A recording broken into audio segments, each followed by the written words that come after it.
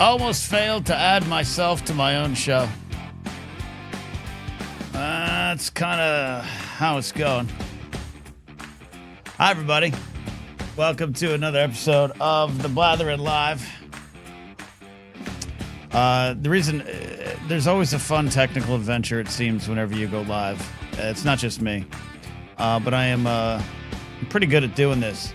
But YouTube just put a new back end, and I'm literally experiencing it for the first time. So I'm just making sure we have a show. I don't mind when things improve. I don't have a Lewis Black rant planned, but I'm all for forward progress. I like new things.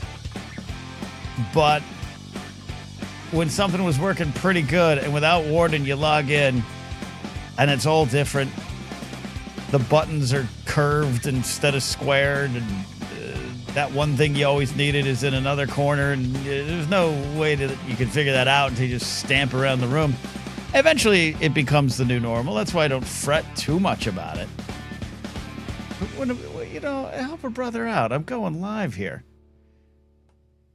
David Mackay's here. Says, new back end of Brazilian butt lift. Hey, everybody. Ken Napzok here. And let's just dive in. We'll be here tonight. We'll get some NFL picks. We've got... what do we got tonight? We don't have a lot. I'll just be honest. I've had a good mental health week until today. And it's only Thursday. Man. And I just want to be honest with that stuff. It's not going to affect the show. This is a confessional show. It always has been, always will be. But I decided on Tuesday this week that I was going to absolutely release the pressure valve on my life. No big choices, no big decisions about my future, nothing. And I was like, I'm not going to do a lot of work. I was going to live in the present, and it wasn't just a relax. It was a energy cleanse. It was a let's focus on just existing, and maybe the answers that you seek will come, or maybe you'll stop. The stress levels will lower, and it actually worked. And I want to recommend that to anyone out there. If you have the opportunity to do that, sometimes we're all just working hard, and if you got kids and you can't take the foot off the gas pedal. But this week I needed to, and I had the luxury of doing it, so I did on Tuesday, and that carried over into Wednesday yesterday, where I got more work done. I connected with friends. I left my house and had a lunch with a friend on Tuesday. Had lunch with a friend on Wednesday. Was blessed to have that. Shout out to Billy and Scott. So I highly recommend it. That's all I'm saying. But today, the agitation started creeping in, the panic. I have a lot of jobs I've applied for that you don't hear back, and that's another thing too with the advancing the train of change, which this host on this show is all about change. Really is. I really believe in change, but I do. This week I've been wrestling when the change just kind of tramples on the humanity and tramples on the actual your actual ability to kind of survive or even just enjoy life.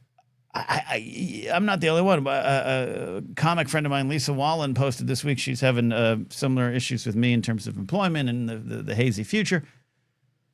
And she said the same thing. Like, you apply for these jobs, and it's not only that you don't even know who you've applied with. And everything is on an app, and everything is, you pay a premium to get to the next level, and then maybe you can find out who actually might have read your resume and cover letter. You don't even know what to do. And I think that all kind of hit me today. So I don't have like a prepared list segment. I don't have a lot of prepared things. And I want this show to be entertaining. So to help with that, hey, Cade's here. What do they say? Proud of you for go with the flow mindset. We attract, we don't chase. I'm really struggling to figure out where I should get any food. Any recommendations? All right, everyone help Cade. Let's put all of our energy into helping Cade get food tonight. Cade, my first choice is always Del Taco, but that does not go over well. To help with the show tonight, not a sponsor, Malibu Cocktail, Pineapple Bay Breeze. Let's see. Jared says Jersey Mike's. Kate says, yeah, they say something smart here. Cold emailing is always my most preferred way of getting employment. That might work. That'll work. A couple things here to talk about here. I put a call out on Patreon and the YouTube channel membership community page for some Blathering mailbag questions. I've got, I think, one more left in the hopper I'm going to try to get to. But if you got any new ones out there, and if you've watched the segment so far, number one, thank you. Two, you see what I'm kind of going for. It doesn't always have to be completely deeply emotionally serious. I like those things. That's me. That's my melodramatic self. But if you got something else, but I just need what kind of question would elicit like an 8 to 10 minute video is what you need to ask yourself. And then ask me. So I need more. I need more questions. So if you got one out there, pop in the Patreon page and put it up. Or you hear in the YouTube channel membership page. Big news. I do have some video. I just didn't want to, you know what? I'll be honest. I didn't want to share the video. I didn't want to share the video because it's just for me now, but proud to announce I'm like a father. I'm proud to announce that we now have a fifth squirrel who is hanging out here. And if you saw the Blathering mailbag photo, I put a photo up of our newest addition, Squirt. We have a, I'll call him a kid squirrel, not a baby, big puffy tail. It's about less than 1/2 the size of the other squirrels. Actually, probably even smaller. It's probably like 2 5ths the size of the other squirrels. I think he is squirrelies, or I think I'm going to say they right now because I'm going to call it's a non-binary squirrel to me because you just can't tell what's going on, and it's not going to let me look. So I think Squirt is the offspring of Squirrely, who I thought for a long time was pregnant, but then I was like, no, I think maybe she was and then had the kids. It's something like that. So yes, Squirt is here. Squirt is adorable, but I do have some, I have some reservations of like, what have I done? These squirrels are going to be so used to me as a food source, and then when I go move into my car in December, that they're not. I'm going to have to sneak back in to feed them, and that's now my responsibility to bear. But in the meantime, Squirt is here. I'll get to. I have a ton of video. I'm truly like a proud parent or grandparent, and I will share some of them there. So there we go. Kate says, thank you for the love, Kate, on the mailbag series. I think it showcases your authenticity really well, and YouTube's really popping off those minimal cool guy in the outdoors videos. I hope so. Oh, that's amazing. Michael Carlson says, best I had was the cryptid question. I didn't see the cryptid question. Is it, when was that? Did you post that on the new one? I missed that. Let me know. I want to get to some calls. We're going to do GOT at the bottom of the hour. We have what I think Dr. Addie called last week her favorite 15 minutes in Game of Thrones. And I'm assuming that's of the opening sequence of season 6, episode 10. And I was watching that today. Did not watch the full episode, but I watched that today. And I actually think that is, it's up there. It's top 5 for me. I think some Hard Home, some of the I think some stuff in season 8 for me, which people would hate me saying, but also Battle Blackwater Bay. There's stuff like that. Red Wedding. But I think there's just something about the beginning of season 6, episode 10, that is just the culmination of all the elements. But we'll talk about that. Do some calls. NFL picks, top of the hour. I feel bad. I keep promising. I'm 10 minutes into the goddamn show, and I don't even start the show. This is why I fail. I keep promising a special guest in the NFL picks, and the special guest last week forgot a very important birthday, and then this week was like, shit, I'm in Pittsburgh. So eventually the special guest will come on the show. We'll take some calls here soon. We got a birthday boy calling in. I do want to absolutely make fun of Mike Johnson. I am obsessed with, we're going to talk about it. I don't even know if Alden wants to talk about it tomorrow, but we're going to talk even more about Bad Bunny. I said stuff about Bad Bunny on Monday. And I want to point out, I didn't come into this fight with the right over Bad Bunny as I knew who Bad Bunny was. I was an admirer from I respect the guy's skills, talent, and everything that he brings to the table. And I explained that a little bit more on Monday. But then it continues to roll on. Of all the things going on in the world, and that includes a potential, I don't even know what to, ceasefire in Gaza. I hesitate to call it the peace deal. And I'm happy, by the way, you don't need a bearded man in a pink beanie to give you his Gaza-Israel peace thoughts, but not a bad thing. Nothing bad going on here. What's remaining of the hostages, maybe even the bodies of hostages from October 7th, 2023, going back. We got an exchange happening. All of it good. But in the bigger picture, I'm like, all right, so if this is done, can we then get to the war criminal trials? Can we then get to that? This isn't, hands are clean and we're moving on. But in the midst of all that, with everything, Portland, by the way, shout out, I think I called it a dinosaur on Monday, but shout out to Portland Frog, the hero we all need. The false prophet president today talking about giving some really horrible people Medal of Honors and blah, blah, blah, which just undercuts the value of any of those honors going forward. Portland Frog is our leader. We must follow Portland Frog into battle. I loathe Mike Johnson. Mike Johnson is the epitome of everything I think that is wrong going on right now and everything that I think is wrong of Christian nationalism and how it drives us forward. His swarmy little know-it-all face who I think willingly lies, willingly uses his so-called love of Jesus as a shield to do and allow for horrible things. But it's been fascinating to watch the right completely lose their mind over Bad Bunny. And Mike Johnson, we needed to make fun of this man. When asked about the debate surrounding Bad Bunny's selection for the 2026 big game halftime show, which this is where we are in the world too. And I'm not saying this to look down on it. That news is political. Bad Bunny coming to the Super Bowl is political. And it's actually of importance to ask Mike John, hey, what's your thoughts on this, idiot? And he responds, says he wasn't familiar with the artist, but it was, quote, a terrible decision.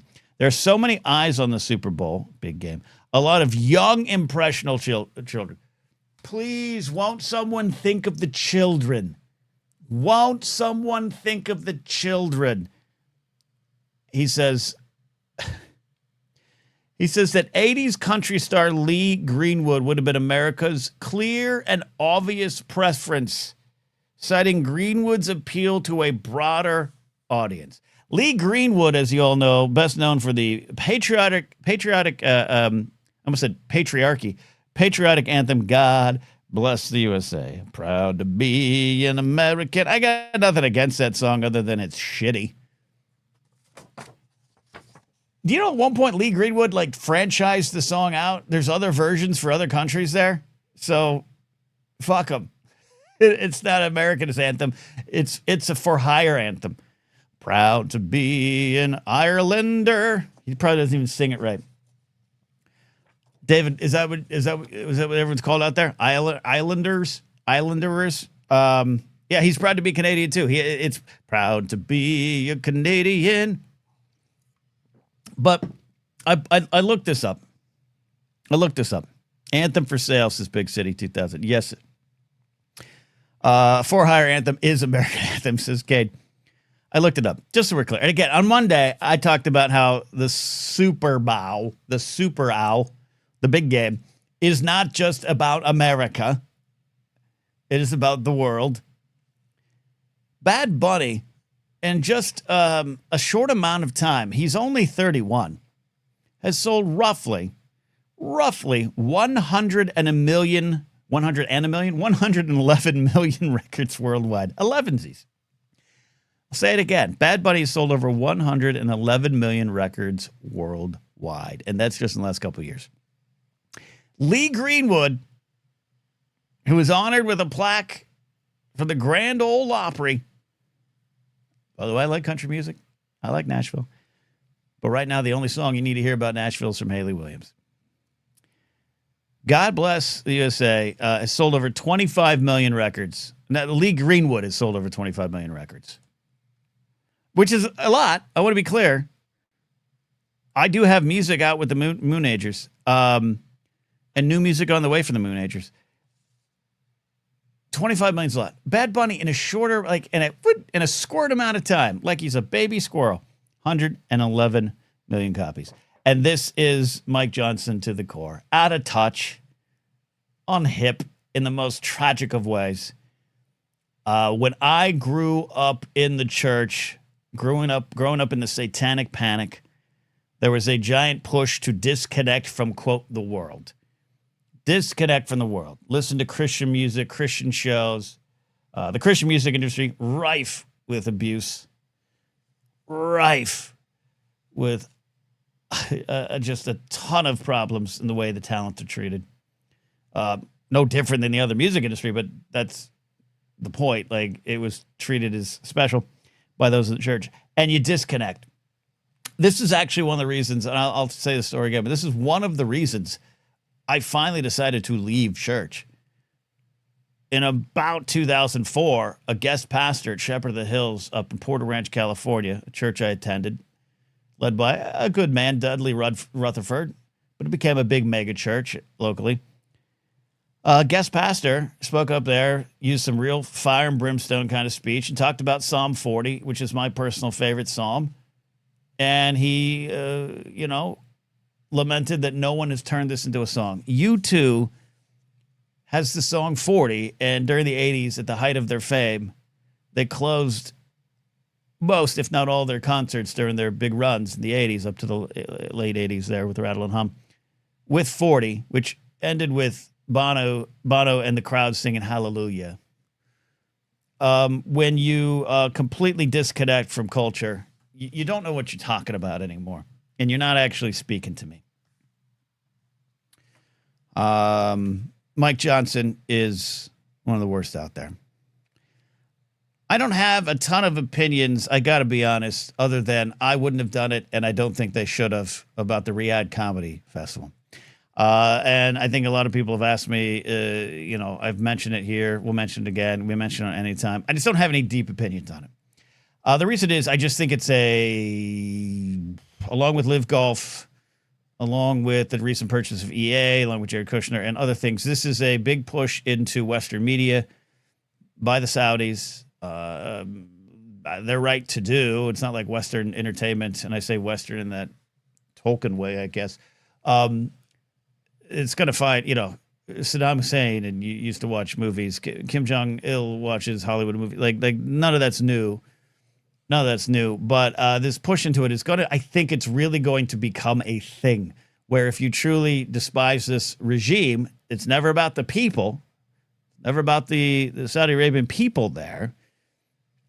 But when you're supporting this regime, that's why at the end of the day, despite a lot of the comics either who went to the festival expressing regret or just blowing off the criticism or trying to explain it, I think, in intelligent ways. I do think Bill Burr's answer makes sense to me. It's just an old answer and not one I accept right now.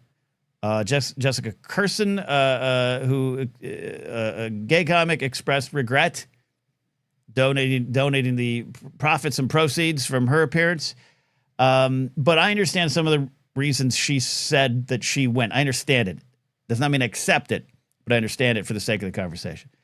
But this week, I wanted to highlight, before we get to the calls, and I do want some calls here,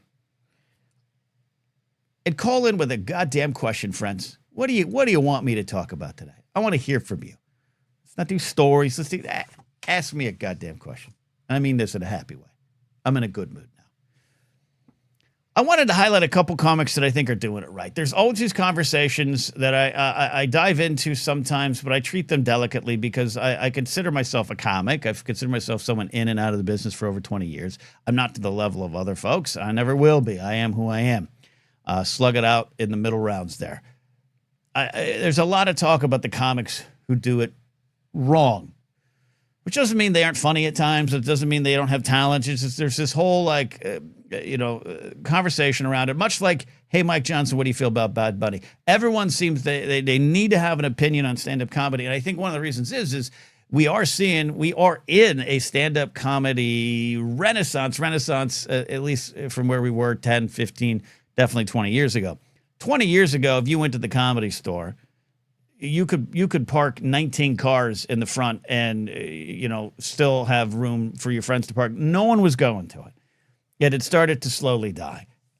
It's not that anymore. You can't touch it sometimes. It's so packed. I could squeeze into the corner of the bar for a drink some nights on a Friday night. We are in a comedy boom that is propped up by social media, propped up by clips. And because of that, I think people get tired of stand-up. I think people roll their eyes at stand-up. I think there's like too many people have an opinion on crowd work versus non-crowd work who are not in comedy. And then even the comics fight over it. All that to say, the Riyadh Comedy Festival mess debacle, and I again believe wrong decisions to perform there by those that did it. But end of the story for me. I think it'll be like Sun City. If anyone knows who I'm talking about with the Sun City, in the 80s, South Africa, the artists who played there, the artists who didn't play there, little Steven putting out a song about it, Don't Play Sun City.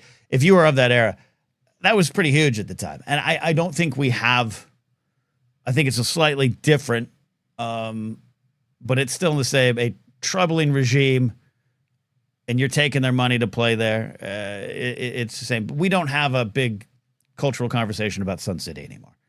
So I think 10, 15 years now, Riyadh Comedy Festival will be that. We're just in it. And it's also tied into bigger things because it's not going to be the last time people do something with money from the Saudi Arabian royal family that causes a conversation. But I wanted to contact or talk about three comics who are doing it right. Okay. And that is, I'll highlight Rosebud Baker, who I think is absolutely fucking hilarious. She was a writer on SNL last couple of years. She left. If you're not following Rosebud Baker, follow her. She's on tour right now. She's got a special out. This is just an amazing, smart, intelligent person who is just goddamn funny, hits the big issues, shares her perspective as a woman and a wife and a young mother and all those kind of things, but also as a human being living in the world. Does it spectacularly well. Also want to highlight Hunter Hill. I know Hunter. Hunter opens for Eliza Schlesinger, occasionally Taylor Tomlinson, and also just shot his first special that will come out later this year. Hunter Hill is how I think white male, mostly straight comics should approach it, and how they should talk about things, and how they should tell the stories, and how they should be on the right side of history, but being funny about it and being smart about it. So follow Hunter Hill. And the final one, I do think we are witnessing the rise of an absolute legend, and that is Josh Johnson. Some of you might know him from Daily Show. Follow him on YouTube. Subscribe to his channel. He puts out basically a special a week. His work rate is impressive. And it's not just about what he is talking about. Because I agree with what he's talking about. But he's talking about it in such a wonderfully eloquent way that it transcends comedy. And you're just listening to someone really talk about the world in a way that I think you could pull out and put into your own conversations. He's so smart about it, and he's so goddamn funny. And he seems to be also very measured, balanced, humbled, hardworking. All these traits that we want in Lee Greenwood's America. So while we're having so many conversations about all these comics doing it wrong and all these comics fighting with each other and all these comics having, fascists on their podcast and all this, those are three names: Rosebud Baker, Hunter Hill, and Josh Johnson. You should give them a follow. Watch what they're doing if you aren't already. And those are comics at the top of their game. Heidi Hunter in chat says Trevor Noah. Yeah, Trevor Noah. I think Josh Johnson is cut in the mold of Trevor Noah, and he's such an international comic, doing things all around the world. I love the story of Jon Stewart calling him saying, "We'd like to offer you the job." He's like, "Yeah, I don't need it," because he didn't. 898 Firm says, yeah, Josh Johnson was the best wreck I had last year. All right. I think we lost the birthday boy. He had to roll off. Everyone, the next chance you get, go ahead and give a belated birthday wish to our buddy Brennan Mystical Mar. So, Brennan, if you get a chance to call back into the show, we'll do that. Sorry, I went longer than I planned tonight. That's my fault. Thank you for super chats. Start with this one here, and I'll take a call from Addie here in a second. Laserbolt says for you to $2. He's pledging $2 for you to try a Kinder Bueno on Silly Saturday. Silly Saturday is going to happen again this week. We'll do an hour of power. We'll probably have another one of these little cocktails. And happy to report, Laserbolt, in my refrigerator right now. That's what I said, refrigerator, not refrigerator. Is a bag of Kinder Buenos. Kinder Bueno minis, just to be clear. I'm going to try them. I don't think I've ever had them. Catching up with the other super chats, everybody. Sean said, so I put in the goal for tonight, 10 super chats, and then I said, I'll do whatever you want me to do. Sean says, I want you to sit down and have a beer with me. All right. I'll drive out there tomorrow. Nick, remember to laugh. Absurdity is everywhere these days. I think that, thank you for that super chat. Very generous. And absolutely. That's part of what I want to do here. Addie says, have some of my Taylor Swift deluxe album money. I want you to find some peace. I want peace this week. I don't know when I'm going to find peace, but Addie, you're always, your presence here helps, and I appreciate that. I have not had a chance to listen to all of Taylor Swift's album. I played this week. I got embroiled a little bit in the song. Was actually romantic. That is, it's just so similar to Pixies. Where's my mind? And also Weezer song, and there's another girl out there, but that's what happens, right? There's no part of me that thinks Taylor Swift was like, oh, you know what I'm gonna do? I'm gonna steal the Pixies song. Absolutely not. It's just what happens. It's 4 chords. You're playing with 4 chords in the pop world. She came up with a good song, but it is absolutely just totally is like the Pixies. Where's my mind? By the way, I'm a George Harrison fan, and my sweet Lord, he lost the lawsuit. Saying it was She's So Fine. It happens all the time, but I got lost in that this week. It was I went into the wormhole on Taylor and that song, but it's a great song. Good album. Sean continues his request. Go horseback riding. I'm going tomorrow morning. Where you don't go? Where's horses in New York? He says yes. People in New York City ride. He knew I'd have that question. Do you ride on any of the bridges? Do you take the horses into Flatbush? That's what I want to know. Sean says, hike up to Griffith Observatory. Ain't nobody got time for that. Maybe. It's hard. It's a hard thing. There's other places to hike, but the hike up, that's a long hike, Sean. That's a long hike. I've never been up to the Hollywood sign either. I have no desire. It's such a long hike. Let's take a call. Let's do calls. Want to do calls? I want to do calls. 898 for him says, wonder if Sean rides a horse in New York City like Indiana Jones. That's what I want, Sean. I'll refund you a super chat if you could get a picture of you in downtown New York City, on a horse in a fedora. Dr. Addie's on the show here tonight with a call. Addie, what's going on? I'm sorry. I'm just laughing at that visual. Yeah. Sean with his big, wonderful beard just galloping. Yeah. Yeah. I'm also laughing that you got stuck in a rabbit hole on Actually Romantic, because that is the song that Gavin Newsom has been trolling Trump with, and I love it. Really? Yes. Well, yes. So I'm aware of the song. It's about Charlie XCX and all that stuff. You filled us in so wonderfully on it, and I went down a little bit of that rabbit hole. And like I said, I want to be clear, not accusing Taylor Swift of stealing the Pixie song. It's the same song, and it's just blowing my mind, and I love it, and I love what's going on with the conversation around it. So, how's the album doing for you? A weekend? We should check. She has credited a number of different things that she has like interpolated. I wonder if that is one of them. That's a good question. I mean, it's so similar. I was talking about this with Brian Tiller, the Moonagers. Like, it's not even just the chords; it's the way she sings and everything. But there's another girl that went viral claiming this as well, but everyone in the said, this is my song, and she brought her dad. I don't know if you saw this, Addie. She brought her dad in, was like, Dad, listen to this song, and he was like, it sounds like your song, and everyone in the comments was like, yeah, it's also a Pixie song, it's also a Weezer song. This is what happens. Like, your song didn't get stolen. And I'm an Oasis fan, and they are the kings of going. Yeah, we took that. That's fascinating. Maybe she will. Maybe she will. Yeah, I don't know, but yeah, I know she did like George Michael on Father Figure, and I think she's done like the Jackson 5 on one of them, and anyway, I don't know.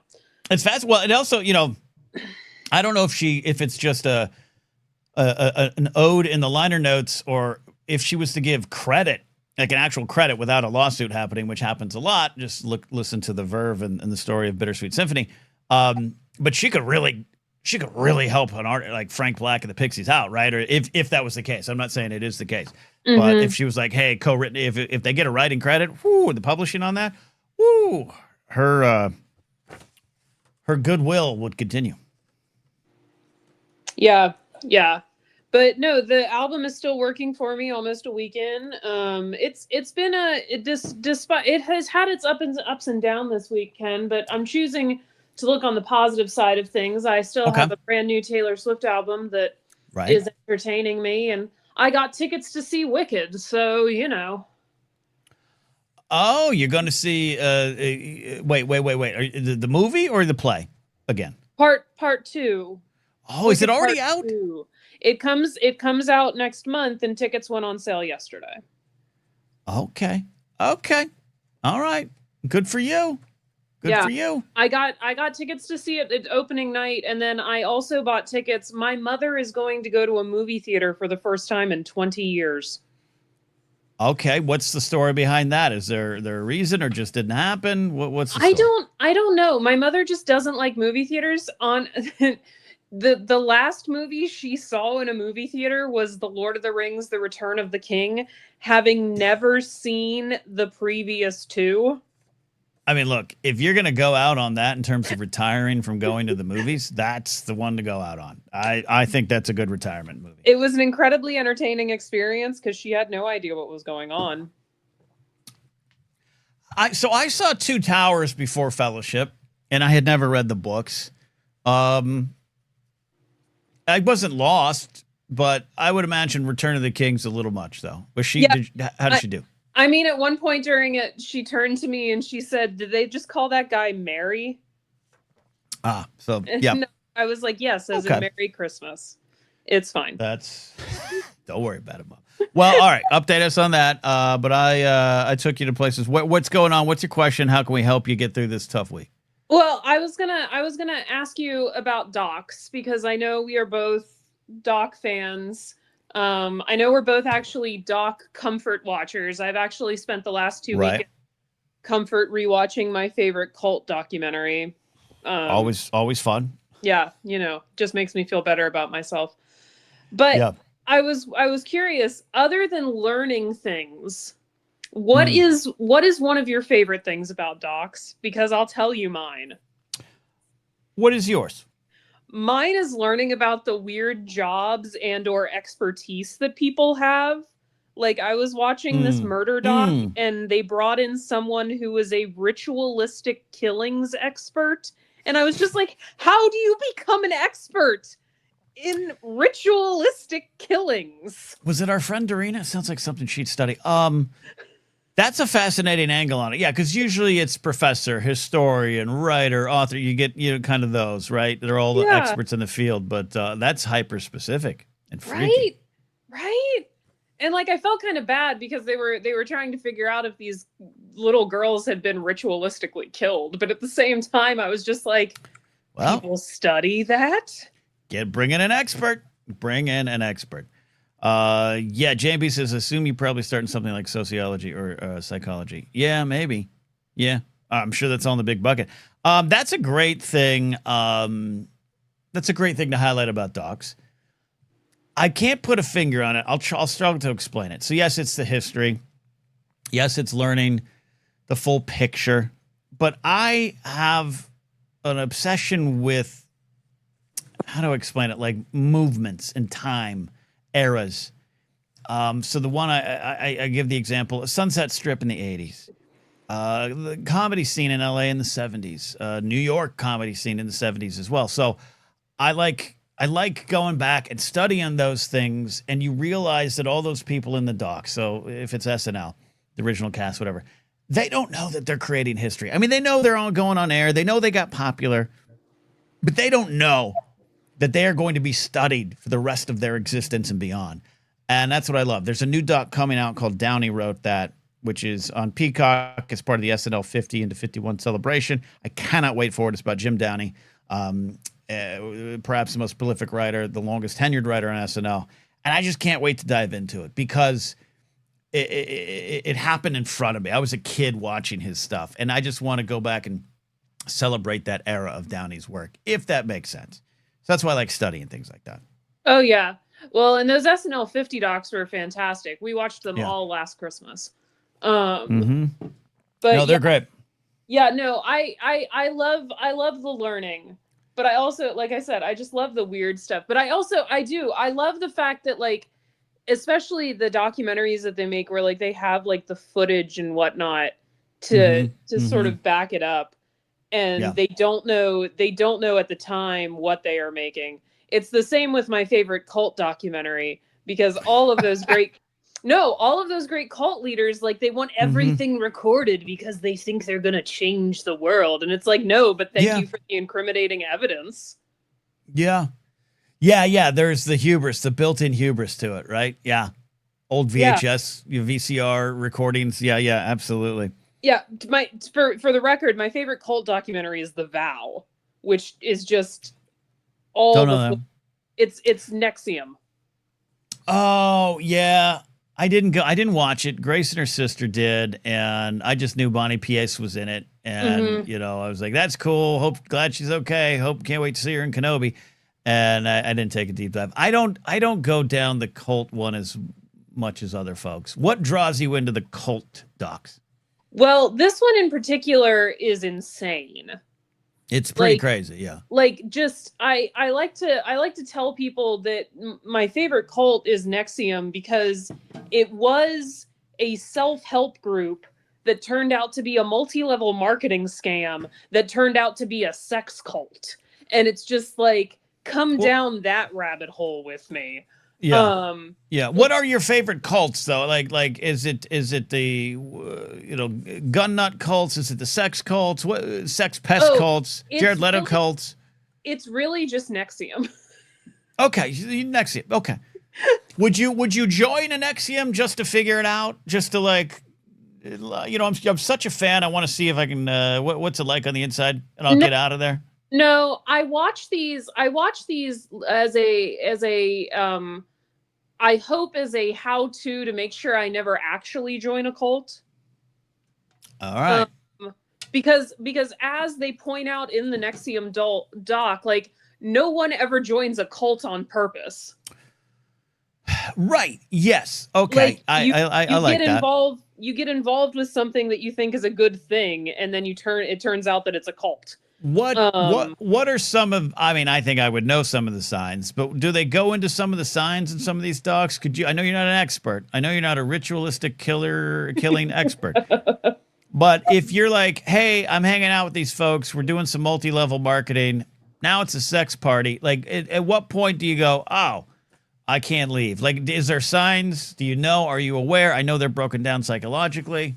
This is fascinating. In this one, there was a lot of like high control mechanisms of like sleep deprivation and just controlling like people's lives and their livelihoods. And with a lot of these people, like, literally their livelihoods were tied up in this company because it was a multi-level marketing scheme. So you can't get out. You can't get out. Exactly. Right. Yeah. And then there was the added level that the sex cult part had blackmail associated with it. Right. Yeah. Because then you really, truly can't get out. Yeah. Okay. So, to JMB's point, Mormonism is also one of my favorite cults.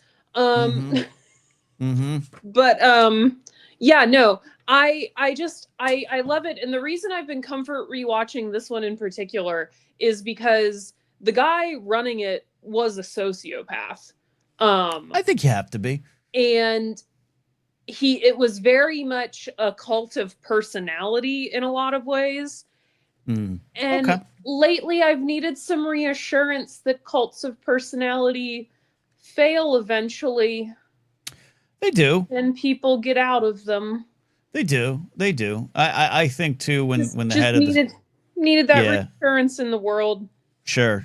Yeah, as I was saying, like I think when the head of the snake is cut off, I think it slowly dies. I really do believe that. I really do believe that. I'm not predicting that will happen. Hattie, I'm not predicting that will happen. Be clear, algorithm. Just to be clear, I wouldn't be traveling to Egypt to announce any kind of deal and standing out in front of. I wouldn't do that, but we'll see. We'll see. All right, Addie, I appreciate this. We can get to some GOT, but do not join a cult. I'm doing my best, Ken. Although one would argue that Taylor Swift is the head of a cult. Some would, but if that's the one cult you join, that's a pretty harmless cult. Really quickly to answer JMB's question, there are, and I have watched docs about the Branch Davidians. There are several. I have too. Yeah, that's fascinating. And I also used to live near Waco, or in Waco. So in Waco, hold on, you buried a lead there. When and how? What's the vibe? They are now. So first of all, the Branch Davidians did not live in Waco. Waco was the closest town. Right. A little bit out of the city. Yep. Yeah. Yep. The Branch Davidians have finally been replaced in things that Waco is famous for by Chip and Joanna Gaines. So okay. Yeah. Okay. That's something. Yeah. That is something indeed. But I'm going to let you go because you have to go talk about my favorite 15 minutes of Game of Thrones, the thing I refer to as the beautiful chess ballet. That's a great way to look at it. The wine sip of the century, and it's great. It's the music, it's the way it's all stitched together. I will let you go in a second. But I hope that if whoever's God was right, I hope that Marjorie Tyrell got to the afterlife and told the High Sparrow, "I told you so." That is my wish in life. I think so. And I also have to tell you, hilariously, after I watched that episode, I was in grad school. I came in the next day and made someone in my lab watch the opening sequence who had never seen a second of Game of Thrones, because that is the piece of art that I thought it was, and they didn't get it and thought I was crazy. Oh, anyway, good night, folks. It's a cult. Good night, Hattie. There you go. All right, let's do it. Let's bring in Jared the Tide Pilot. Jared, how are you doing, buddy? I have one little tiny bone to pick with you. Oh, just a tiny. Well, yeah, I mean, that's okay. You've had worse with me. Yeah. Let's start with the bone. Hit me. I saw a promotional photo of your band, Concept of a Plan, today. Beautiful faces. How many people are in your band? 5. Okay, at least 4 of you had cargo shorts on. I did. Yeah, because I actually had brought better shorts that weren't cargo shorts to said photo shoot and then forgot to put them on. How did this happen? No one behind the camera said, "Guys, you have cargo shorts on," unless it's the outfit. The outfit is the official Concept of a Plan outfit. I wouldn't say it's the official, but I mean, just as a musician, man, we got shit everywhere. Sure.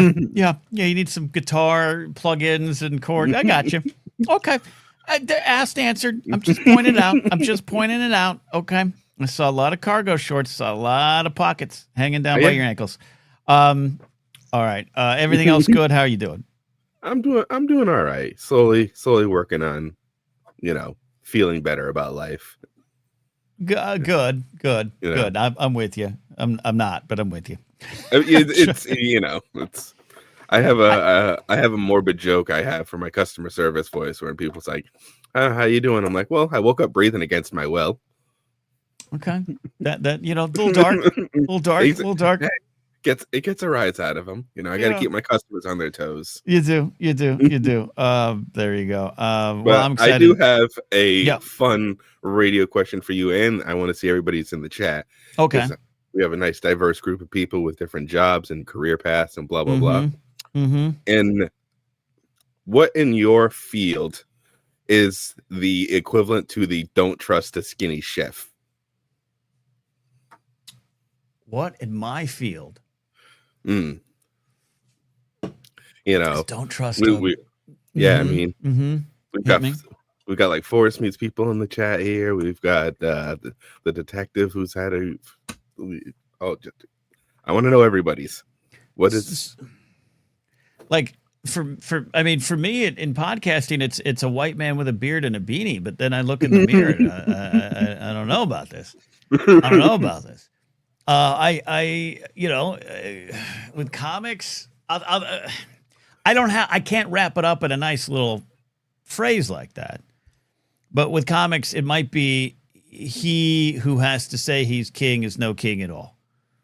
There's a lot of comics get in the green room.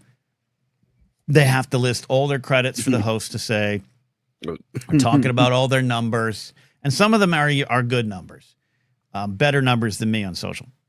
But they have all that stuff going on, and they just won't shut up about it. And, hey, I'm doing this, I'm doing that. I'm going out for this show. And you just know there's nothing inside of them other than fear. And usually they go on stage and show it. So I'll say that.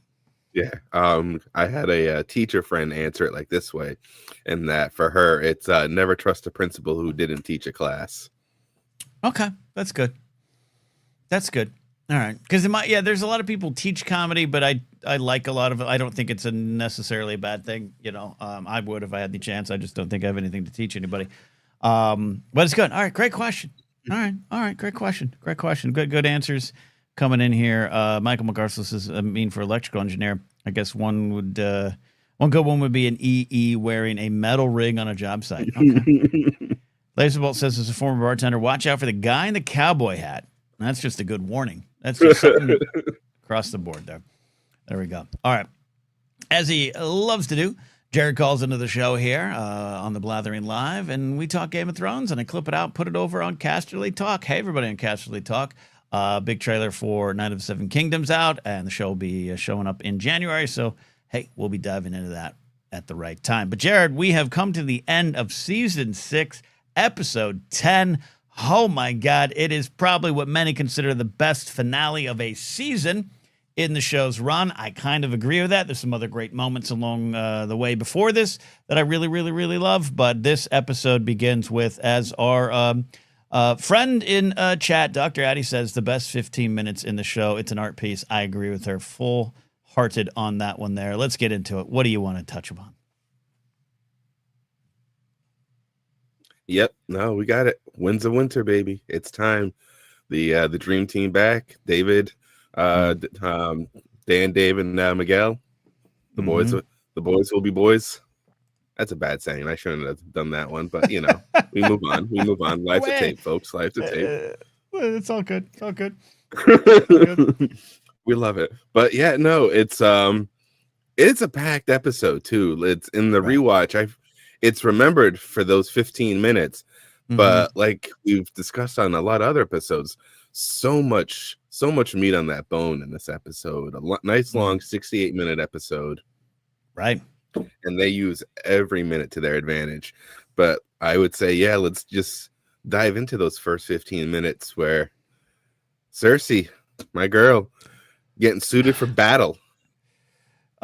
Suited indeed. Rewatched this opening sequence today, and what was fun about it is, it's the beginning of the episode, and you're already keyed up for a big finale, and something big's gonna happen, and I felt we didn't have the typical episode 9, which we had big things in episode 9, but usually episode 9s are the big, this happened and we're going to deal with it and set up the next season in episode 10. And while we certainly did that, this was its own thing. And I think that was surprising. And Jared, I went back to sitting down to watch it for the first time live, because back then I think we were still watching it at 6 p.m. in the Pacific hour. It was like we all gathered around and the previously on happens.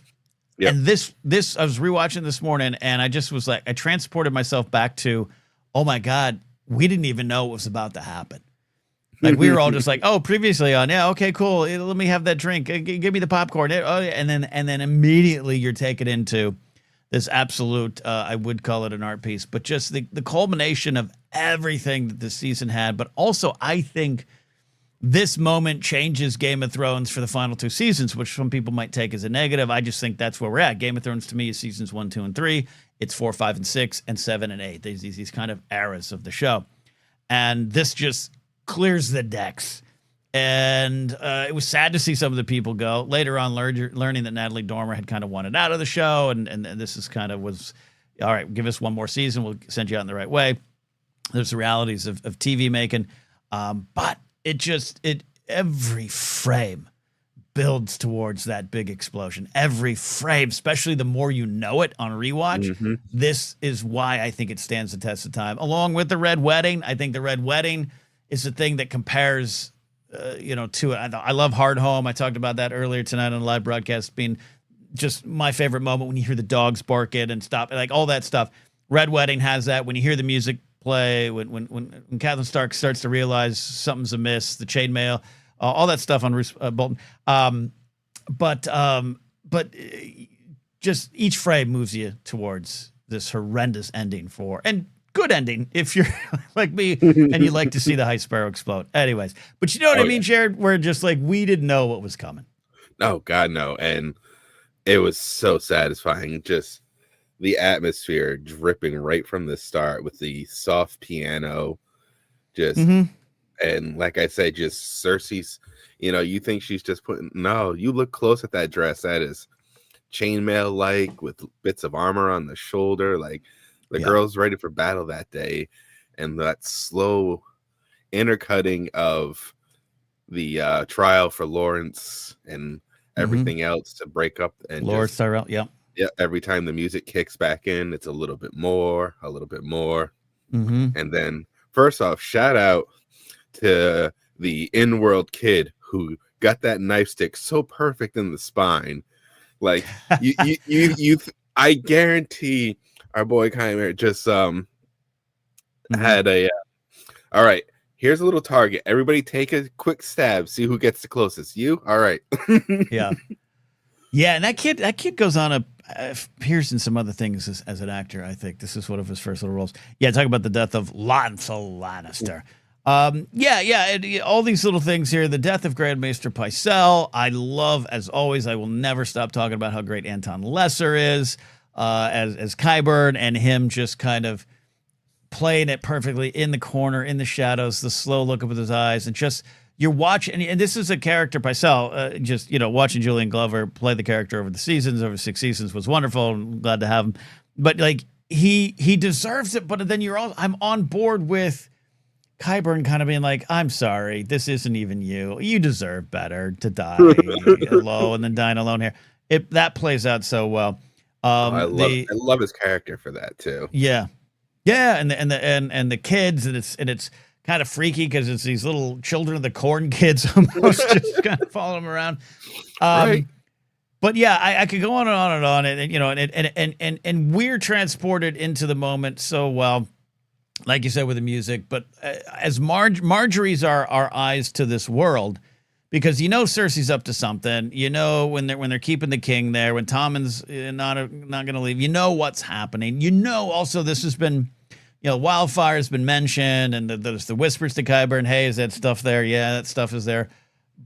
So you're kind of putting it all together with Marjorie. And that final look, her final moment, making eye contact with the sparrow, and just kind of knowing that Cersei has won. Right. Cersei has won. In the books, Cersei at times, I think they play up, you're not as smart as your dad. And that's in the show as well, and I think it's a key part of her character. But I do love that the show kind of says, yeah, but she knows how to play the game. No, definitely. I just... The sheer joy that Cersei puts on after the explosion too. I mentioned it last week when we previewed this episode, but the smile, just the cap off and everything, to just knowing that, Lena Headey, man. Lena Headey. I think it's she has many fine moments in the show, but this is one of her finer moments. And I've said this is a bad character. I consider her a villain, but the fact that they do such a good job, and Lena Headey just owns this role from the first frame in season 1 to this one to the end. And I'm one who understands the thematic importance of her death. I like her death, but that's a conversation for another day. But I think 6 years of performing this character lead to the most earned kind of empathy in the show. That wine sip, and I think look. Side note, the High Sparrow storyline, I like it because it's maddening, but I know a lot of people didn't and don't like it.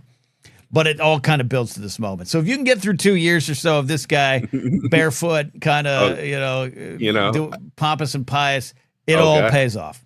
Yeah, no, like we've talked about throughout, like he is my most hated villain for many of religious trauma reasons, but that's what's great about the character. They wrote it so perfectly to just everything he does pisses you off, and it's supposed to with a smile. It's just, you arrogant prick.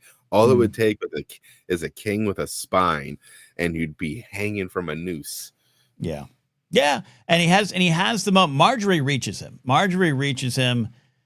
This is not right. Something's wrong. Cersei knows the consequences, and she's not here, which means she intends to not face the consequences. That conversation. That's a great line. It's a great line.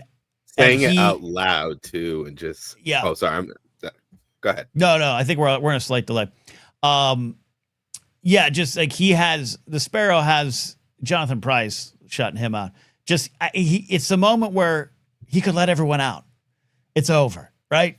I still think some people might die because I think it still explodes. But he doesn't. He presses on, and on a rewatch, it's even more rewarding. Oh yeah, so, he's completely convinced he's won already. Yeah, he's got everything he needs right there. And the fact that he got outsmarted it's his downfall. It's his hubris of it. I've outsmarted these people. Indeed. Addie asked in chat, do you think Cersei meant for Tommen to die as well? I don't think so. And her, her life's mission in a lot of ways is her kids after a while, but she still seeks power. But I do think Tommen was in the way, but I think she meant to keep him there. And I think the death of Tommen is something she refuses to deal with. I think it's something that's going to be buried deep in her soul to the end. I think it is. It was her last connection to any humanity in her. I believe that's to be true. She doesn't have the mental wherewithal anymore in her life after losing 2 kids and dad and everything else to even fathom that she did that to him. It's just indeed. And we got also, before we wrap it up here, and there's so many other things in the episode, but I think I just want we can run through some of the highlights. But he is an absolute rock star. But Ramin Djawadi's music, this is his finest work. It's as a piece that you can just listen to on its own. It's just so powerful and tells a story. And I do think this is his finest piece of work. And he has so many wonderful. I've seen him in concert twice, but I think this is something special. Oh, definitely. This is the magnus opus for his Game of Thrones world right now. And the boy needs to get into more franchises. I need to hear him in Star Wars. I was looking forward to it. I didn't want to assume that he would be connected to Benioff and Weiss's Star Wars work if they got to that point, but it just made some sense. But looking back, they might have gone another direction. I don't know. But like you said, just run through some of the Yep. So sorry, we had. Yep. Oh yeah, gotta love delays. Up at Winterfell. Our boy Davos. Winterfell. You said Feld, and you're going to get yelled at on the internet. Winterfell. Yeah, that's okay. I can take it. Our boy Davos going right for Melisandre. Just, I ask your leave to execute this woman. She admits to the crime. And but the line back, you almost feel bad for her in the fact that, I didn't lie. I was wrong. You killed her. So did her father. So did her mother. Oof. I mean, as a Stannis fan, it hurts, but yes. Yep. Indeed. Yep. Indeed. In Marine, Danny makes a big girl decision to leave the boy toy behind and depart. And oh yeah, and that beautiful I name you hand to the Queen, Tyrion Lannister. You know, that was great. Set up. And we are. And then I think the humor that was needed in this episode came down in the Water Gardens with Lena Tyrell and the Sand Snakes. Yep. Do you have anything? No? Good. Everybody shut up. Yeah. Her talking to the young whippersnappers? No, absolutely love it. Yeah, and in terms of, hey, setting us up for season 7, this episode does that quite well, but I think, we just didn't know how this was going to end, and I always say that with in a positive way, but I remember when this episode ended, it was kind of like, yeah, Danny's going, and there's no way she could lose. And that, to me, looking back, is like, well, the fact that a lot of people thought that just should have given a lot of people pause. And I remember having a conversation around this time with my neighbor at my old apartment complex going into season 8. She was like, what do you think's going to happen to Danny? I was like, she's going to die. No, she's not. I think she's going to die. I'm sorry. I don't want that. She's my favorite, but they've been telling you that for a while, and I think this season. See, I didn't believe it to the end, but we'll get there. We'll get there indeed. All right, season 6 has come to an end, and we are on to season 7. Only 7 episodes. Yep, 13 total between the next 2 seasons. All right, that's it. We flew through it. We started in season 4 or 5, something like that. You picked it up from my old rewatch series, so I appreciate you keeping that alive, buddy. We'll get to it. Thank you, my friend. All right, everybody stay safe. Good talk. All right, there you go. Jared, the Time Pilot. Apologize for the delays, everybody. I might be on a little bit of a delay. My hands were a little... I got all... trying to set up the Force Center live stream for tomorrow, and it's not working. I want things to work today. You ever have those days where just nothing is working? Nothing is working. Oh, yeah. Oh, my God. My computer is... Well, that's not a good sign. Huh? That's not a good sign. I can't go back and forth between tabs right now. How bad do you have to be as a GOP politician to make Marjorie Taylor Greene sound like she's talking sense? I just stumbled on this article. I think this is the thing freezing up my computer a little bit, but Marjorie Taylor Greene is now upset at Mike Johnson for failing and delaying to swear in the newly elected representative, Alita Grijala. I used to know a Grivala. That's confusing for me. Grijalva. The Arizona Democratic just won a seat in the House, and Johnson's refusing to seat her because Alita is going to vote to release Epstein files. How bad do you got to be? What a crazy time. All right. We're going to roll through some NFL picks. We are going to... Chris was going to call in. I probably ran out. I probably timed him out, too. Thank you all who are listening and watching. I know we are small, but we are mighty, and appreciate you being part of this growing community here. We roll on Silly Saturdays. I will have some candy, and we'll do some sort of challenge as well. I look forward to that. So 4 o'clock Pacific time. Join us for more Silly Saturdays back Monday. And we will have a good time. But we're not done tonight. I'm going to roll through some NFL picks. Where am I here? I am 14-11 on the season after a 3-2 week, confirmed by producer Steve. It was a kind of a crazy weekend for me. Big loss on the Dolphins one. And then what was it? The Chargers. Oh, yeah. I picked the Chargers, and Washington won there, which I actually like because I like rooting for Washington there. So quick look at the NFL picks. We got the Lions this week. I'll just roll through them here.